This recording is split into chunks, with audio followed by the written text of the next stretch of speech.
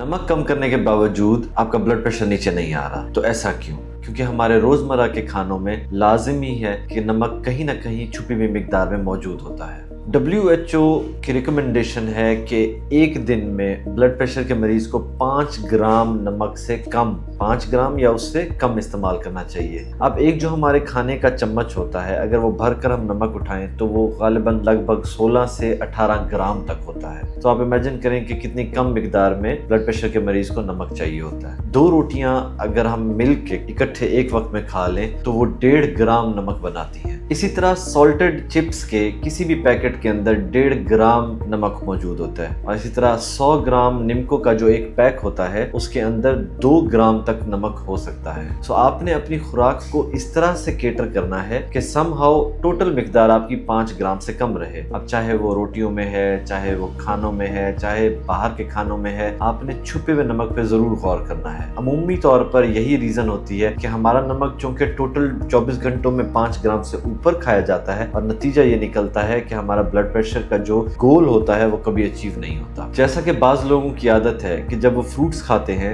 खास तौर पे हमारे यहाँ जैसे तरबूज खाया जाता है, तो उस पर नमक छिड़क के खाते हैं, माल्टों पर नमक छिड़क के खाते हैं। बाज लोग तो चाय में भी थोड़ा सा नमक डाल लेते हैं ताकि जायका बना रहे। लस्सी जब पीते हैं, कच्ची लस्सी बनाते हैं, उसमें नमक डालते हैं। सो ये सारे नमक जो है मिल के टोटल 5 ग्राम से ज्यादा होने की कैपेसिटी रखते हैं। सो जान कर जिए और अपना ख्याल रखें। नमक का इस्तेमाल मना नहीं है, लेकिन कम जरूर रखें। कल हम इस बारे में बात करेंगे कि गुस्से और ब्लड प्रेशर का आपस में क्या ताल्लुक है।